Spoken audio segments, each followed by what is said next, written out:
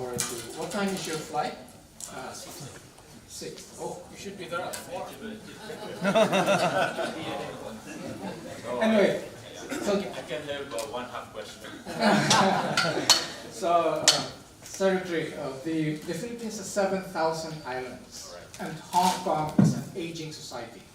One of the things that Hong Kong people, middle class and above, and the rich ones, because many are rich, many are millionaires here, would like to have, correct, so you're, now, one question is, what do you offer for people like this who want to retire in terms of visas, protection of property? And secondly, you mentioned about the guarantee of President Duterte. So you know, he has just 5 years left. Once he's gone, what's your guarantee that all of these promises that are seen to be made now will last? Good question.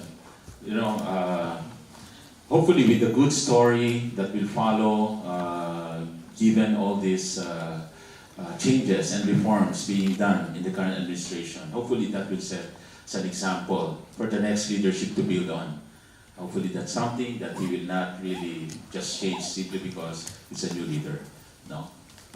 With respect to your first question, that will, as many of us, and probably you would know that there are now projects, eco-zones and tourism-related projects that are being developed geared towards into a retirement village type of project, recognizing also the strength of the country when it comes to tourism, medical tourism, as well as retirement type of tourism.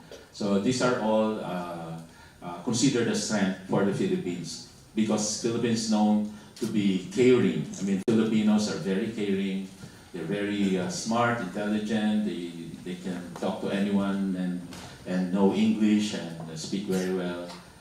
They're known to be creative and hardworking, as well, as many of you would know, and with your encounters with the Filipinos or Filipinas. And in fact, these are the traits that I mentioned that are also being mentioned by investors going into the Philippines. So, you know, they're really good set of people. And the second question? The second question, as mentioned, is it will have to be an example. I mean, the current administration should be considered as a role model or example, and will not be, I guess, reversed by the next leader. Of course, I cannot guarantee that. That's another leader, no. But once he sees that this leadership has really made good reforms and changes, I guess any right individual and any person voted to that next position of president will be smart enough to continue what's being done, you know, that the good things that are being done. One more question before I open to the crowd. So the Philippines historically has played an important role as a pioneer in a sense. It's among the ASEAN, the first to be independent, and then the first one to recognize China, to have diplomatic relations with China. It also has a very large population. After Indonesia, is the largest. In what way can the Philippines lead as a pioneer among the 10 countries of ASEAN in terms of Hong Kong? You know, the Philippine flag was made here in Hong Kong, for example. So I mean, there's a long Jose Rizal was a resident of Hong Kong. So, and there's even a small street named after him here. So, I mean, there's a lot of things but looks like the Philippines has ebbed away. So, apart from things like, you know, beauty contest, in which the Philippines also is the most graced with beauty queens among the ASEAN countries, what else can the Philippines offer? Well, obviously within ASEAN, it has been bonded strongly. Especially, I can speak for, I guess, in our group, the ASEAN Economic Visitors. I can say that Philippines will, of course, right now we're sort of leading the way as chair of the ASEAN Economic Ministers. But as a group, I think it's bonded well, that everyone is giving their own set of contributions to the discussions. I mean, they are very good, even as we negotiate now in the Regional Comprehensive Economic Partnership.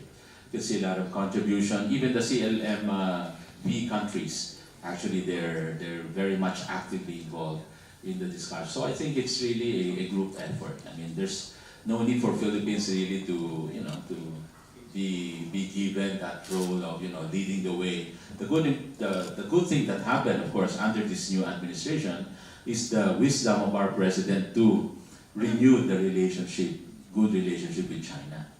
And that has really opened many doors for the Philippines, the exporters, investors from China, and more importantly, as Hong Kong part of China, then of course, the more it's easy for us to talk to Hong Kong, essentially. I think, and everywhere I go, even I talk to the Hong Kong people, the taxi drivers and some drivers here, they have good words to say about the current administration and the strong leadership of the Philippines. I remember when we passed by here a few months ago with the president, I was talking to one OFW and together with the Hong Kong person, they were mentioning that they like what they're doing. I mean, what the president is doing, especially with respect to solving the illegal drugs problem in the country, coming from a foreigner. I mean, that's really a good thing to hear. And everywhere we go, even in ASEAN, each of the ASEAN countries we visited, the leaders would immediately tell the president, you're doing it right, you're bringing back discipline, you're correcting the root cause of the problem of illegal drugs. After that problem somehow been solved, the crime rate has gone down 53% in the Philippines, 53%. And the Filipinos have a high satisfactory rating with the president. One survey I remember is 82% result. And the president won only by over 40%. So that means even those who did not vote for him is now saying you're doing the right thing, you're a yes. Basically, I'm satisfied. He has now 82%. How is his health? Good. He's like a Carabao, as we say, strong as a Carabao. Every time this is my personal experience, whenever we have this presidential visit and we go to one meeting after the other in different location, he's always up and about. He's, just walks. All the secretaries are following tired at the back. In other words, we get more tired than him. So I think he has a good health. I'm not that close to him, but from what we see, and he's built, you can recognize a body when it's sturdy, and whether it's a sturdy, strongly built. In Filipino, we call it siksik, or the compressed, high-density body, compared to a loose one. Maybe I'm a loose one. So I think he has better health than me. Questions from the audience is in a hurry to leave. So, yes, Professor Thompson from City University.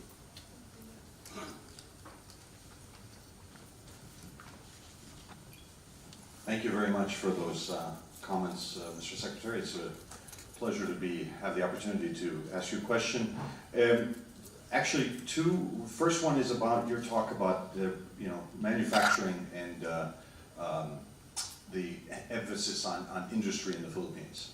And as we all know, that's been one of the things in the Philippines' recent economic boom that's been a bit disappointing, is the Philippines has lagged behind some of the other ASEAN economies in terms of the degree of industrialization. Your role in Go Negocio, this a group that helped small, micro, and medium-sized companies, is very interesting, and I understand that is something that you're bringing into your work in government. I'd like to hear more of that, the prospects for the Philippines having a kind of industrialization drive that it really hasn't had since the Marcos years. The second question is, you mentioned the war on drugs and the positive receptions it's gotten in ASEAN and in the Philippines itself. Of course, in the West, there's been a lot of criticism. Do you think that's affected perceptions of the Philippines from foreign businesses from the West? Let me tackle first the second question. That's also a favorite topic of mine.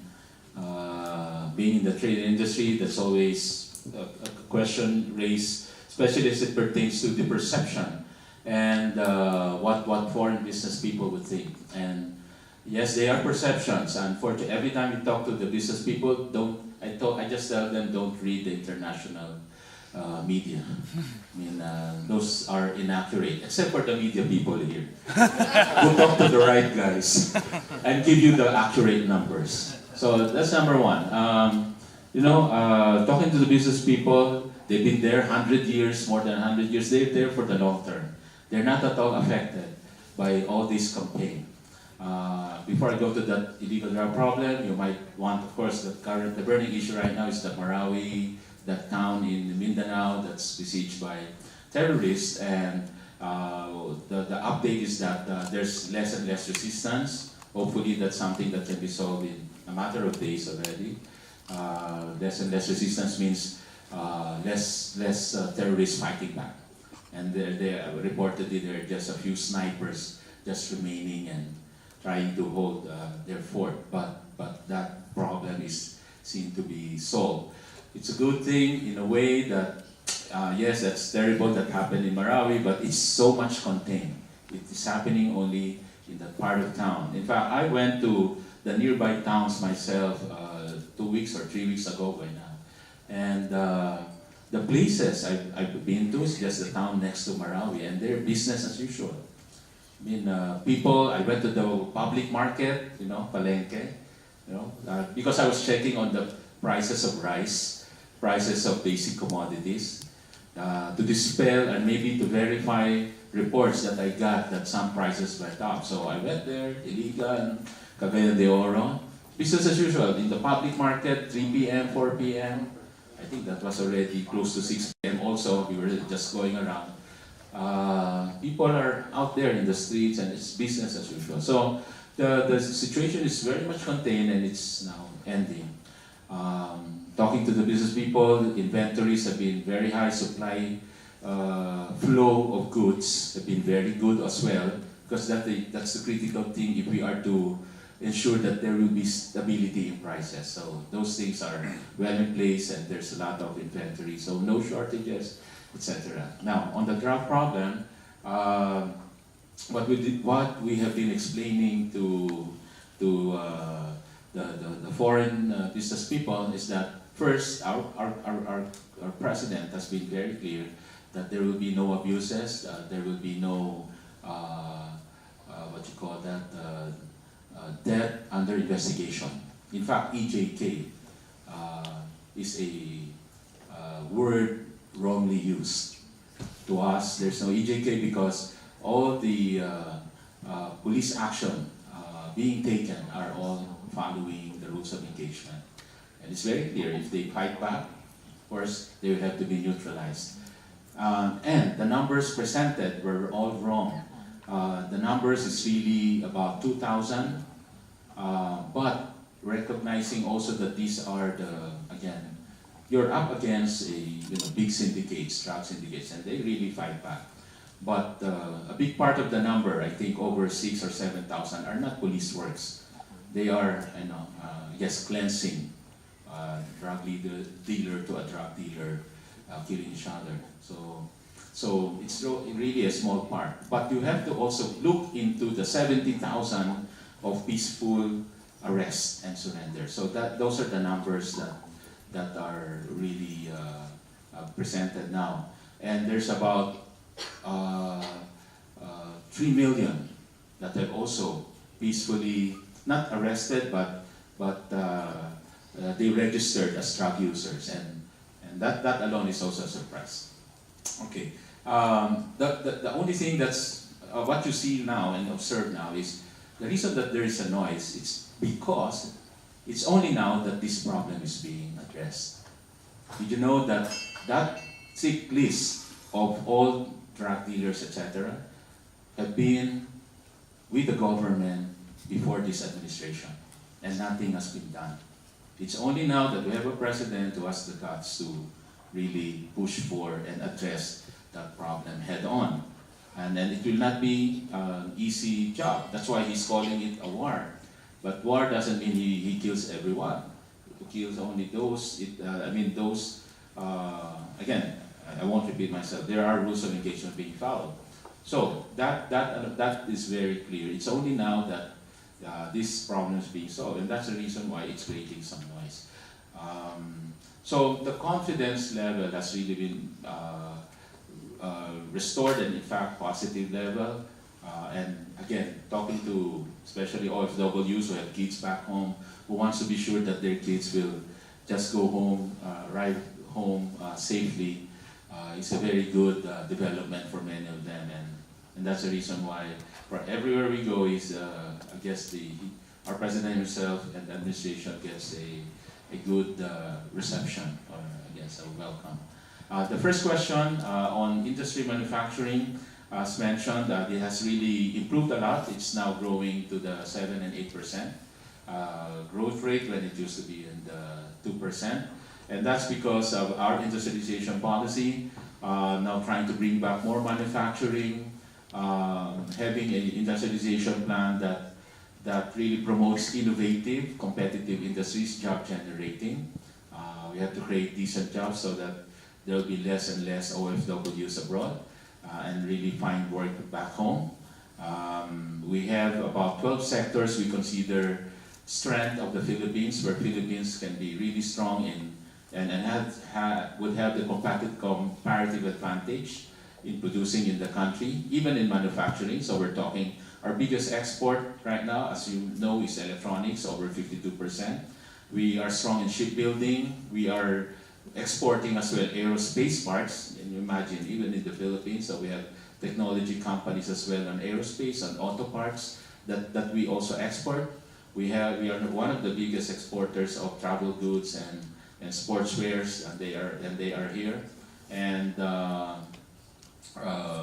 so we have also tools and dies, which is the backbone of manufacturing. We have chemicals. So many industries have been identified as a manufacturing industry that would be, I guess, our strong points. Not to mention the agricultural products and value-adding agricultural products, the process, frozen, chilled, what have you, marinated, or processed into a snack food. The fruits that you see need not be the fresh fruits, but it could be, of course, the model here is Thailand. Anyone from Thailand here? The Consul General. Thailand makes very good prepared snack foods out of fruits. That's the role model.